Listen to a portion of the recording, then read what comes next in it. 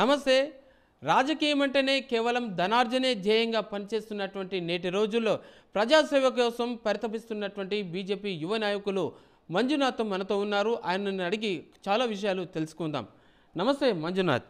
నమస్తే అన్న. ముఖ్యంగా అసలు ఈ రాజకీయ రంగ ప్రవేశం అనేది ఎందుకు జరిగింది? ఈ లైన్లో ఎందుకు రావాల్సి వచ్చింది? అన్న ఇప్పుడు దాంట్లో ఈ లైన్లో ఎందుకు రావాల్సి వచ్చిందంటే మేము సర్వీస్ చేస్తామన్న. నేను నా టీం కలిసి సర్వీస్ చేస్తాం. మామూలు ఇప్పుడు కరోనా టైం తీసుకున్నా కానీ కరోనా టైం తీసుకున్నా 5 days సర్వీస్ చేసాం. పాండమిక్ సిచ్యువేషన్ ఉండే అసలు బయటికి వెళ్ళాల్సిన ఛాన్స్ లేదు. మార్నింగ్ ఒక 2 hours వదిలేశారు అంతే, మన సామాన్ తెచ్చుకోవడానికి. అట్లాంటి టైంలో మేము రేషన్స్ మాకు అప్పుడు మనిషికి 10 kgs ఇచ్చారు రేషన్ షాప్లో బియ్యం. మేము అంతా మా టీం అందరం కలిసి మా అందరు రేషన్ కార్డ్స్ ఉంటే ఆ బియ్యం తీసుకొని వచ్చి డైలీ మార్కెట్కి వెళ్ళి మార్కెట్కి కూరగాయలు తీసుకొచ్చి లైన్గా 5 days చేసినాం అన్న. ఒక ఫ్యామిలీకి ఒక 2 weeks సరిపోయే నూనె ప్యాకెట్తో సహా ప్రతి ఒక్కరు తీసుకొచ్చి ఇచ్చాము. సర్వీస్ చేస్తున్నాను. అప్పుడు నేను కామన్ కూడా ఏ పార్టీలో లేను, ఏం లేను.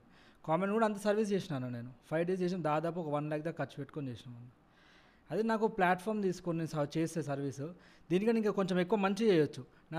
నేను నా టీం కలిసి ఒక 50-100 మంది ఉంటాం మనం. మేము దీనికన్నా ఒక మంచి చేసుకోవచ్చు అని ఒక మంచి పార్టీని చూసుకున్నాను. నేను అన్ని పార్టీ గురించి హిస్టరీలు చూస్తే మన బీజేపీ పార్టీ మంచి ప్లాట్ఫామ్ సర్వీస్ చేయడం కానీ జనాలు సేవ చేయడానికి కూడా. మీరు ఎట్లా అనుకున్నారు బీజేపీ మంచి పార్టీ అని చెప్పి? అన్న మీరు దాని సిద్ధాంతాలు చూస్తే మీకు కూడా అర్థమవుతుంది అన్న. ఇప్పుడు మొన్న రీసెంట్గా అయోధ్య కట్టారు. ప్రజలకు సేవ కొంతమంది బీజేపీ పార్టీలో పెళ్లి కూడా చేసుకోరు, పర్సనల్గా ప్రజల కోసం కష్టపడుతూ ఉంటారు. ఆర్ఎస్ఎస్ వాళ్ళు ఉంటారు. అట్లాంటి మంచి పార్టీకి వెళ్ళి నాకు నేను ఇంకా సర్వీస్ చేయడానికి ఇంకా మంచిగా ఉంటుంది. ప్రజలకు సర్వీస్ చేయడానికి కదన్న మనం కూడా. అంటే బీఆర్ఎస్ ఉంది, కాంగ్రెస్ ఉన్నాయి, ఇవన్నీ మంచి పార్టీలు కావా? నేను ఈ పార్టీ నా పార్టీ అయితే మంచిదన్న. ఎందుకంటే సర్వీస్ ప్రకారం నో కరప్షన్ లేని పార్టీ అంటే బీజేపీ పార్టీ అన్న. కరప్షన్ లేని పార్టీ కాబట్టి నేను సర్వీస్ మంచిగా చేసుకోవచ్చు. నాకు ఎలాంటి అడ్డంగా ఉండదు. పెద్దవాళ్ళ సపోర్ట్ కూడా ఉంటే ఇంకా ఎక్కువ సర్వీస్ చేయవచ్చు. ఇంకా వేరే లెవెల్లో ఇప్పుడు నా ఏరియా వరకే చేసిన అన్న. ఇంకా కొంచెం సపోర్ట్ ఉందనుకో నా బయట ఏరియాలో కూడా చేసుకుంటే నా ఉప్పల్ కాన్స్టిట్యున్సీ మొత్తం చేసుకుంటాను సర్వీస్ నేను అట్లా అన్న. అయితే చదువుకునేటువంటి ఈ వయసు లోపల ఈ రాజకీయాల్లో రావడానికి ఏమైనా బలమైన కారణం ఉందా? బలమైన కారణం అంటే ఏం లేదన్న. నా స్టడీ అయిపోయింది. నా హోటల్ మేనేజ్మెంట్ స్టడీ అయిపోయింది. నేను నా ఫ్రెండ్ కలిసి బిజినెస్ పెట్టాం, చికెన్ షాప్స్ అవన్నీ. బిజినెస్ పెట్టిన తర్వాత ఈ కారణం చెప్పినా కదా సర్వీస్ చేస్తున్నాయి. ఇట్లా కాదన్న మేము డిఫరెంట్ టైప్. ఇప్పుడు మా ఫ్యామిలీ కూడా సర్వీస్ చేస్తుంది అన్న. అంటే నాకు అలవాటు అవుతుంది. మా డాడీ ఉన్నాడు అన్న. మా డాడీ షాప్ ముందు 5 rupees భోజనం ఉంటుంది. అది ఉంటుంది అన్న 5 rupees మీల్స్. 5 rupeesకి మీల్స్ ఉంటాయి.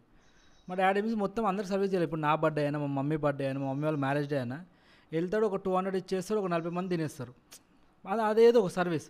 అట్లాంటి సర్వీస్ చేస్తూ ఉంటాం మనం. మేము ఇప్పుడు కాపర చెరువు కాడ ప్రతి బతుకమ్మ అప్పుడు కాపర చెరువు కాడ ఈవెంట్ పెడతారన్న. ఈవెంట్ పెట్టి మస్తు మంది ఏరియా చుట్టూ ఉన్న అంత మంది అంతా వస్తారు. ఇబ్బంది అవుతూ ఉంటుంది. సరిగా ఆడుకోలేరు, డీజే ఇట్లా అన్నీ ఉంటాయి. కానీ క్రౌడ్ వల్ల ఆడుకోలేరు. దానికోసం మేము ఏం చేసినామంటే ఇప్పుడు మా ఏరియాలో ఉన్న అన్నవాళ్ళు మా టీం కలిసి మా కాపర చివరి వస్తారు ఒక పెద్ద ట్రస్ట్ వేసి డీజే పెట్టి మేము చేసినామని. అంటే ఏదో ఒక రూపంలో సర్వీస్ చేస్తాం. ఇప్పుడు మేము ఇక్కడ చేస్తే ఏమైందంటే అక్కడ క్రౌడ్ తగ్గిపోయింది. అక్కడ ఉన్న వాళ్ళు ప్రశాంతంగా ఎంజాయ్ చేస్తున్నారు, ఇక్కడ వచ్చి ఈడ ప్రశాంతంగా ఎంజాయ్ చేస్తున్నారు. అట్లా సర్వీస్ చేసుకుంటూ వెళ్తాం. మేము సర్వీస్ కోసం మేము చేసుకుంటాం. ఇప్పుడు రాజకీయం అంటేనే అనేక కంపు కుళ్ళు, అనేక రకాలైనటువంటి గొడవలు, ఆకృత్యాలు, అనేక రకాలుగా ఇబ్బందులతోటి కూడి ఉన్నటువంటిది ఈ రాజకీయం. ఈ రాజకీయంలో మీ విద్యార్థులు చదువుకొని ఉద్యోగంలో ఉండి స్థిరంగా జీవితాన్ని గడపాల్సినటువంటి ప్రాయం ఇది సరైంది కాదు. ఏమంటారు దీంట్లో? ఇది సరైందని నేను అనుకుంటున్నాను. ఎందుకంటే ఇప్పుడు ఒకటి చూడను అన్న, రేపు ఇప్పుడు యువత తలుచుకుంటే ఏదైనా చేస్తా అన్న. ఇప్పుడు నాకు 21 years అన్న. ఇప్పుడు నేనే ఇంత చేస్తున్నా అన్న. నన్ను చూసి 21 years ఇంకెంత ఇన్స్పైర్ అవుతారన్న. ఇప్పుడు దాదాపు నేను మొన్న మా లోకల్ ఇన్స్పైర్ అవుతారేమో. ఇప్పుడు మీ ద్వారా మొత్తం మీ యూట్యూబర్స్ అందరూ ఇన్స్పైర్ అవుతారన్న. నన్ను చూసి ఇంకా మిగతా వాళ్ళు ఇన్స్పైర్ అవుతారు కదా. ఇప్పుడు ఎట్లుండాలంటారా, నాకు తెలిసిన ప్రకారం అయితే చిన్నప్పటి నుంచి స్కూల్లో మ్యాథ్స్, తెలుగు, సైన్స్ ఇవన్నీ స్టడీస్ ఎట్లనో అట్లా రాజకీయం గురించి కూడా ఒకటి చెప్పాలన్న. ఎందుకంటే ఎప్పుడైతే చదువుకున్న వాళ్ళు వచ్చి వాళ్ళకి ఇంటర్ అయిపోయినాక 18 years వచ్చినాక వాడు బయటకు వచ్చి ఓటేస్తాడు. వాడు ఓటేస్తాడో తెలియదు. వాడిని చిన్నప్పటికీ వెళ్ళి చెప్పినాం అనుకో వానికి తెలుస్తుంది ఎవరిని ఎన్నుకోవాలి, కరప్షన్ లేని పార్టీ ఏది, ఏ పార్టీ అయితే కరప్షన్ లేకుండా ఉంటుంది. అటు బయటకు వచ్చి అప్పుడు యువత అంతా వచ్చింది అనుకో అప్పుడు మన ఇండియా మొత్తం బాగుపడుతుంది అన్న. కరప్షన్ లేని ఇండియా అవుతుంది అన్న. ఇప్పుడు రాజకీయంలో గొడవలు ఉంటాయి, ఒకరి మీద ఒకరు దూషణలు ఉంటాయి, కొట్టుకోవడాలు ఉంటాయి, ఆ తర్వాత డబ్బు విచ్చలవిడిగా పంపకం అనేది ఉంటుంది. వీటన్నిటిని తట్టుకొని ఎట్లా నిలబడగల అని ప్లాన్ చేస్తున్నారా, లేకపోతే ఏమన్నా గట్టి నిర్ణయం వెనకాల ఎవరైనా సపోర్ట్ ఉందా? ఇప్పుడు ఎట్లయినా మాకు పార్టీ నుంచి మాకు సపోర్ట్ ఉంటుంది అన్న. చాలా మా సీనియర్ క్యాండిడేట్ సపోర్ట్ ఉంటుంది, వాళ్ళ గైడెన్స్ కూడా ఉంటుంది మాకు. అట్లాంటివి ఏమి ఉండవు అన్న. అట్లాంటివి ఏమి ఉండవు. అట్లా అయినా కానీ మాకు అంత ఏమి ఉండదు అన్న. అదేం మరి ఈ లైన్లో మీరు రావడంతో మీ పేరెంట్స్ సపోర్ట్ ఉందా మీకు? మా పేరెంట్స్ సపోర్ట్ ఉంది కాబట్టి నేను ఇంత చేయగలుగుతున్నాను. మా పేరెంట్స్ లేకపోతే నథింగ్ నేను.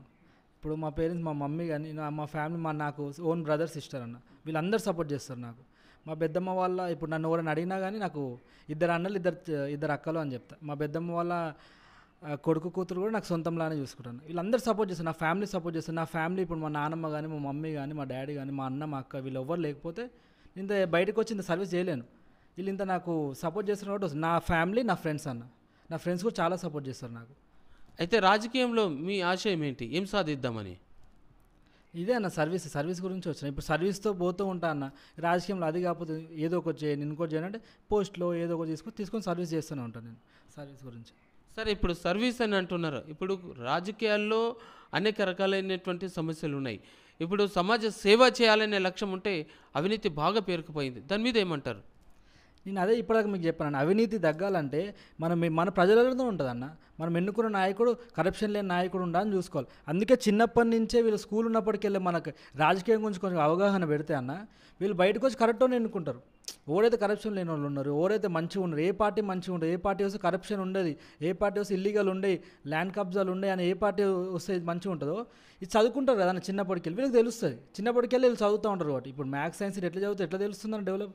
వాళ్ళు బయటకు వచ్చేసరికి సాఫ్ట్వేర్కో పోతున్నారు, ఎటో అటు పోతున్నారు, రాజకీయం గురించి పట్టించుకోవట్లేదు. వీళ్ళకి అర్థం కాని ఏంటంటే వాళ్ళ రాజకీయ నాయకులు ఎంత అప్పు చేసినా వచ్చి మన మీద పడుతుంది, వీళ్ళు కరెక్ట్గా ఎన్నుకోపోతే.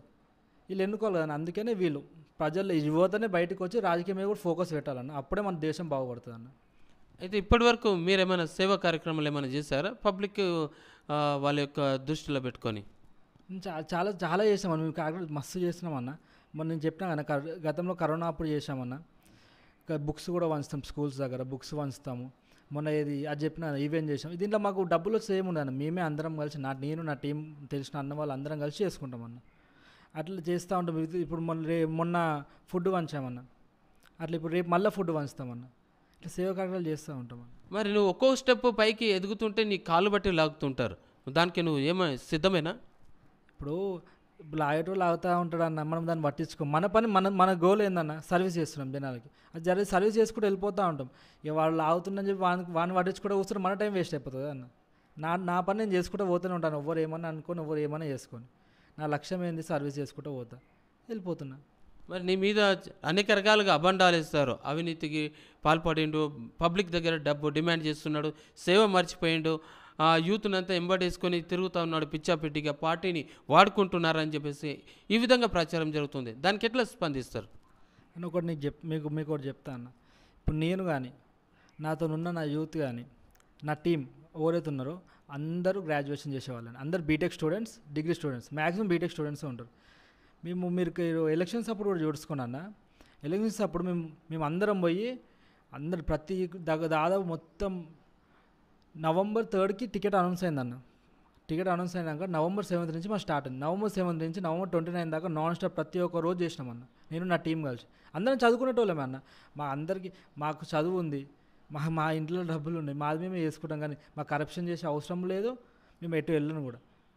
ఇది అట్లా దానివల్ల అన్న, మా ఓటింగ్ వల్ల 10 డివిజన్లు ఉంటాయి అన్న, 10 డివిజన్స్ ఉంటాయి. ఫస్ట్ వచ్చిందన్న మాది ఓటింగ్లో, బీజేపీ దాంట్లో ఫస్ట్ మాదే.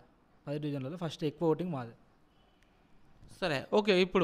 ఇప్పుడు ప్రస్తుతం అయితే గత బీఆర్ఎస్ ప్రభుత్వంలో చాలా వరకు అవినీతి అనేది బాగా పేరుకపోయింది. మరి దానివల్ల ఇప్పటికే అసెంబ్లీలో చాలా పెద్ద ఎత్తున గొడవలు, ఆర్గ్యుమెంట్లు కూడా స్టార్ట్ అయిపోయినాయి. సో దాని మీద మీ ఉద్దేశం ఏంటి? నేను ఒకటి చెప్తున్నా, ఇప్పుడు ఒక పార్టీ కాన్స్టెంట్గా ఉండట్లేదు అంటే ఎవరు ఫాల్ట్ అన్న, జనాల ఫాల్ట్. కరెక్ట్ పార్టీని ఎంచుకోవట్లేదు, కరప్షన్ పార్టీని ఎంచుకుంటుంది. అది ఏదో ఒక తప్పులు చేస్తుంది, వస్తుంది, అది వీళ్ళకి హామీలు ఇస్తుంది, ఏదో ఒక తప్పులు చేస్తుంది, వెళ్ళిపోతుంది. ఏదో ఒక తప్పులు చేస్తుంది. అందుకు కరెక్ట్ పార్టీ ఉండాలంటే వీళ్ళందరూ యువత బయటకు వచ్చి, యువత కానీ అందరూ రాజకీయం గురించి ప్రతి ఒక్కరు తెలవాలన్న. రేపు పొద్దున ఏమవుతుంది వీళ్ళకి ఏం తెలియదు. ఇప్పుడు సపోజ్ అన్న, ఒక ఎమ్మెల్యే ఉన్నాడన్న, ఎమ్మెల్యే రోడ్ కాంట్రాక్ట్ ఇవన్నీ చేస్తాడు, ఒక ₹1 కోటి అయింది, ఓ 10 కోట్లు వేసుకుంటాడు. ఆ 10 కోట్ల మీద మన మీద పడుతుంది కానీ మరి ఇది తెలియాలి కదా వీళ్ళకి. ఇప్పుడు మన ఇంట్లో మన డాడీ పెద్ద అన్న, మనకి మా ఎవరి ఇంట్లో డాడీ పెద్ద ఉంటాడు. డాడీ ఎంత కష్టపడి మన ఇల్లు ప్రొటెక్ట్ చేస్తూ ఉంటాడు. ప్రొటెక్ట్ చేస్తూ ఉంటాడు, మనం జాగ్రత్తగా చూసుకుంటూ ఉంటాడు. ఎవరితో ఏ సెల్ఫిష్నెస్ లేకుండా ప్రతి ఒక్కరు మంచిగా చూసుకోడు. ఇంట్లో అన్న తమ్ముడు అందరిని ఒకటే లెవెల్లో చూస్తాడు. మళ్ళీ డెవలప్ అవ్వడానికి చూస్తాడు. సొంత ఇల్లు కట్టుకోవాలి, కిరాయి ఇంట్లో ఉంటే 2 వీలర్ వెహికల్ ఉంటే 4 వీలర్ తీసుకోవాలి, ఇట్లాంటివి చేస్తూ ఉంటారు. అట్లాంటి క్వాలిటీస్ ఉన్న లీడర్ని ఎంచుకోవాలి. మన డాడీ లాంటి క్వాలిటీస్ ఉన్న లీడర్ని ఎంచుకోవాలి. ఏ ప్రతిపక్షం లేకుండా మన కోసం కష్టపడేటోళ్ళు, మన కోసం చూసుకునేటోళ్ళు, మన ఏరియాని డెవలప్ చేసేటోళ్ళు. మన ఇల్లు ఎట్లనో ఈ మన ఒక్కొక్కరు ఇష్టంలో అలా ఆ ఇల్లు అనుకోవాలన్న. ఈ తెలంగాణ అంతా మన సొంత ఇల్లు అనుకోవాలి. ఫస్ట్ మన ఇల్లు, సెకండ్ ఇల్లు ఇదే. మరి మొట్టమొదలు చెప్పేది ఇవన్నీ బాగానే చేస్తారు. అటు మీ నియోజకవర్గాన్ని చాలా బాగా తీర్చిదిద్దుతాము, అభివృద్ధి చేస్తామని అంటారు. ఆ తర్వాత వాళ్ళు చేసేటువంటి పనులు యథాతథంగా ఉంటాయి. మరి దాని విషయంలో ఏమంటారు? అదే అన్న, మనం ఫస్ట్కి వెళ్ళి చూడాలి. ఇప్పుడు ఎలక్షన్స్ రాగానే సంవత్సరం ముందు వచ్చేసి వీళ్ళు సర్వీస్ చేసుకుంటూ వీళ్ళు చేస్తారు. అట్లంటే నమ్మదు. ఫస్ట్కి వెళ్ళి ఎవరు ఉన్నారు, వాళ్ళ పరిస్థితి ఇవన్నీ వాళ్ళకి తెలియాలంటే వీళ్ళు ఏంది రాజకీయం గురించి డైలీ చూడాలి. డైలీ ఒక అర్ధగంట రాజకీయం గురించి తెలుసుకున్నది. ఏ పార్టీ ఏం చేస్తుంది, ఏ పార్టీ ఎట్లుంది, ఇవి తెలుసుకోకుండా ఇన్స్టాగ్రామ్లో రీల్స్ చేస్తాను, నేను పబ్లలో పోతా, ఎంజాయ్ చేస్తా అంటే వేస్ట్ కదన్న. సీరియల్ చూస్తా ఇంట్లో. అంటే ఇప్పుడు ఎవరిని చూడమంటున్నారు? నేను యువతని కూడా అదే చెప్తున్నా, ఇంట్లో ఉన్న పేరెంట్స్కి కూడా అదే చెప్తున్నా. పేరెంట్స్ కూడా గైడ్ చేయాలి, చూడాలి ఇవన్నీ అని. పేరెంట్స్ కూడా గైడ్ చేయాలి, ఈ పార్టీ మంచిదిరా అని చూసి చెప్తే రేపు పొద్దున మంచి పార్టీ. కరప్షన్ లేని పార్టీస్ మనకి ఉపయోగం కదన్న. వాళ్ళు చేసేపు మన మీద పడుతుంది, మనం కడుతున్నాం. ఇప్పుడు చూసుకోండి, కాంగ్రెస్ గవర్నమెంట్ వచ్చినాక రైస్ బ్యాగ్ రేట్ పెరిగింది, 300 పెరిగింది. ఇంకోటి 6 పథకాలు చేస్తాను అన్న. వాళ్ళు ఒక పథకం అమలుపరిచిండు. అసలు అది అనవసరమైన పథకం నా ఉద్దేశం. లేడీస్కి ఫ్రీ బస్ అని. ఇంకా 5 పథకాలు అమలు పరచాలంటే 17 సీట్లు ఉన్నాయి, ఎంపీ సీట్లు. ఆ 17 సీట్లు వస్తేనే అమలు పరచామని గతంలో ఈయన రేవంత్ రెడ్డి అన్నాడు. కానీ రేవంత్ రెడ్డి సార్ గారు, సీఎం సార్ గారు ముందు చెప్పారా అన్న ఎంపీ ఎలక్షన్లో గెలుస్తాను, వాళ్ళు ఏం చెప్పలే. అంటే జనాలు మోసం చేసినట్టే కదన్న. ఈ జనాలకి ఇప్పుడైనా అర్థం కావాలి కదన్న. పథకాలు ఏమని చెప్పిండు, నేను గెలవంగానే చేస్తాను. ఇంతవరకు రైతు బంధు వల్లే అన్న